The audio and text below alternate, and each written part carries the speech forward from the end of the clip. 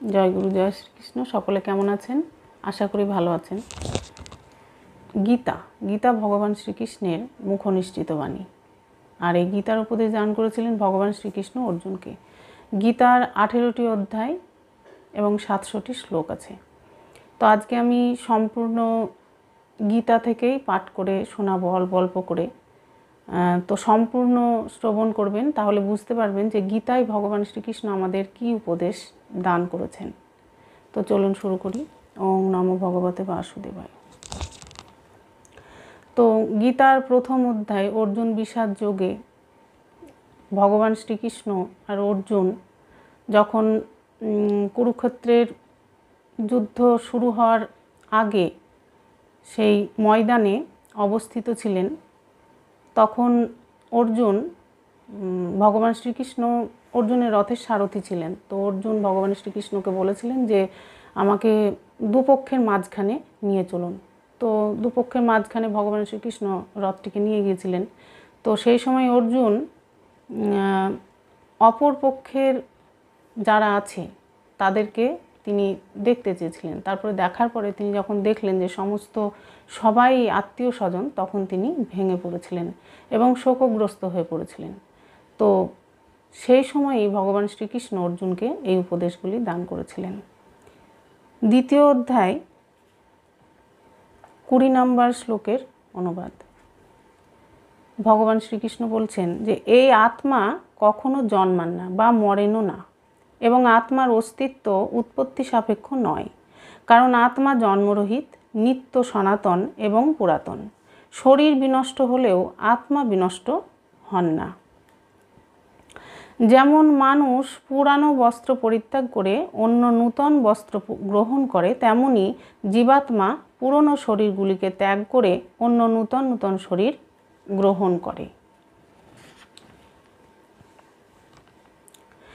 কর্মেই তোমার অধিকার, ফলে নয়। অতএব তুমি কর্মফলের হেতু হও না, আবার কর্ম ত্যাগেও যেন তোমার প্রবৃত্তি না হয়।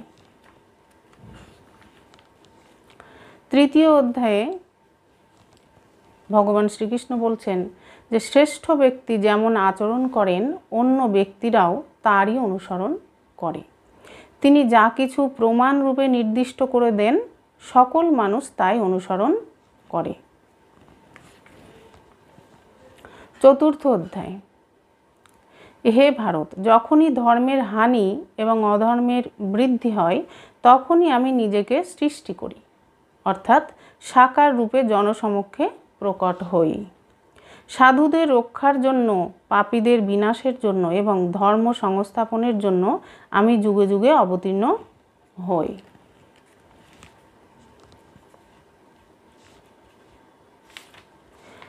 পঞ্চম অধ্যায় বলছেন যে যিনি দেহত্যাগ করবার পূর্বে কাম ক্রোধ হতে উৎপন্ন বেগ সহ্য করতে সক্ষম হন, তিনি যোগী এবং সুখী। ষষ্ঠ অধ্যায়ে ভগবান শ্রীকৃষ্ণ বলছেন যিনি সর্বভূতে আত্মারূপে আমাকে অবলোকন করেন এবং সর্বভূতকে আমাতে দেখেন, তার কাছে আমি অদৃশ্য হই না এবং তিনিও আমার কাছে অদৃশ্য হন না।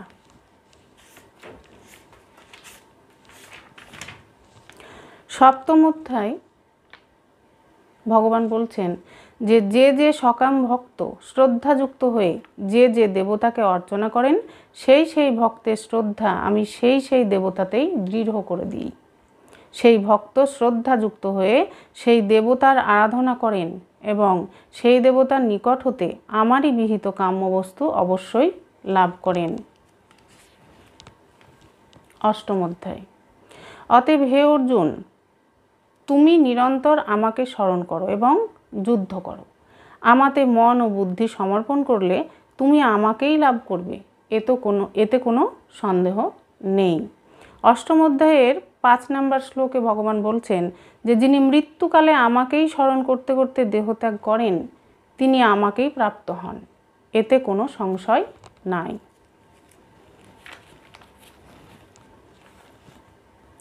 নবম অধ্যায়। যে ভক্ত আমাকে ভক্তিভাবে পত্র পুষ্প ফল জল ইত্যাদি অর্পণ করেন, সেই শুদ্ধ বুদ্ধিসম্পন্ন নিষ্কাম প্রেমিক ভক্তের ভক্তিপূর্বক প্রদত্ত পত্র পুষ্পাদি আমি সগুণ রূপে প্রকট হয়ে প্রীতিপূর্বক ভক্ষণ করি।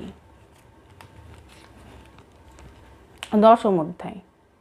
বৃক্ষসমূহের মধ্যে আমি অশ্বত্থ, দেবর্ষিদের মধ্যে নারদ, গন্ধর্বগণের মধ্যে চিত্ররথ এবং সিদ্ধগণের মধ্যে আমি কপিল মুনি, অশ্বসমূহের মধ্যে অমৃত মন্থনকালে উদ্ভূত উচ্চৈশ্রবা নামক অশ্ব, গজেন্দ্রগণের মধ্যে ঐরাবত এবং মনুষ্যগণের মধ্যে আমাকে রাজা বলে জানবে। 11 অধ্যায়।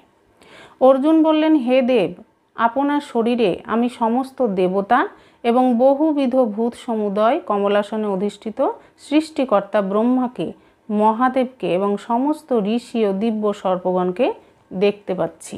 হে বিশ্বপতি, আপনার বহু বাহু, বহু উদর এবং মুখ এবং বহু নেত্র বিশিষ্ট এবং সব দিকেই অনন্ত রূপযুক্ত বিরাট মূর্তি দেখছি। হে বিশ্বরূপ, আমি আপনার অন্ত, মধ্য এবং আদি দেখতে পাচ্ছি না। আপনাকে আমি কিরীটি, গদা ও চক্রধারী, সর্বত্র দীপ্তিমান, তেজপুঞ্জ রূপ প্রজ্বলিত অগ্নি ও সূর্যের ন্যায় জ্যোতিসম্পন্ন, দুর্নিরীক্ষ এবং সর্বত্র অপ্রিয়মেয় স্বরূপ দেখছি। 12 অধ্যায়।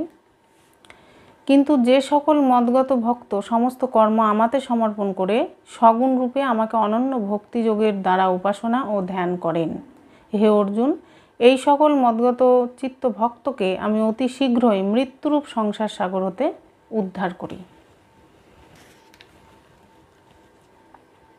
13 অধ্যায়। প্রকৃতি এবং পুরুষ উভয়কেই তুমি অনাদি বলে জানবে এবং রাগ, দেশাদি বিকারসমূহ ও ত্রিগুণাত্মক সমস্ত পদার্থকে প্রকৃতি হতে উৎপন্ন বলে জানবে। 14 অধ্যায়। হে কুন্তেয়, নানা প্রকারের যোনিসমূহে যে সমস্ত মূর্তি অর্থাৎ দেহধারী প্রাণী উৎপন্ন হয়, প্রকৃতি তাদের গর্ভ ধারণকারী মাতা এবং আমি বীজ বপনকারী পিতা। হে মহাবাহ, সত্য, রজ ও তম প্রকৃতি হতে উৎপন্ন এই 3টি গুণ অবিনাশী, জীবাত্মাকে শরীরে আবদ্ধ করে।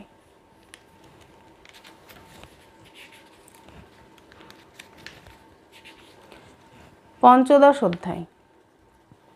সূর্যের যে জ্যোতি সমগ্র জগৎকে প্রকাশিত করে এবং যা চন্দ্রে এবং অগ্নিতে বিদ্যমান, সেই জ্যোতি আমারই বলে জানবে।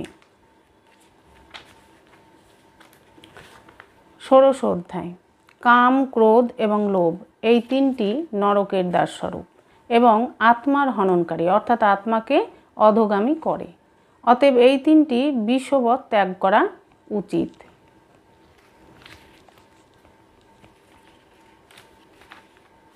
17 অধ্যায়। দান করা কর্তব্য। এইভাবে প্রত্যুপকারের আশা না করে পবিত্র স্থানে যথাসময়ে ও যোগ্য পাত্রে যে দান করা হয় তাকে সাত্ত্বিক দান বলে। 18 অধ্যায়। হে অর্জুন, তুমি আমার প্রতি মন যুক্ত হও, আমার ভক্ত হও, আমার পূজা করো এবং আমাকে নমস্কার করো। আমি সত্য প্রতিজ্ঞা করছি যে এইরূপ করলে তুমি আমাকেই প্রাপ্ত হবে, কারণ তুমি আমার অত্যন্ত প্রিয়। সমস্ত ধর্ম অর্থাৎ সমস্ত কর্তব্য কর্ম আমাতে অর্পণ করে তুমি সর্বশক্তিমান, সর্বাধার, পরমেশ্বর স্বরূপ একমাত্র আমার শরণ গ্রহণ করো। আমি তোমাকে সমস্ত পাপ হতে মুক্ত করব, তুমি শোক করো না। হরি ওম তৎসৎ। আজকে এই পর্যন্তই, দেখা হবে পরের ভিডিওতে। সকলে ভালো থাকুন, সুস্থ থাকুন। জয় গুরু, জয় শ্রীকৃষ্ণ।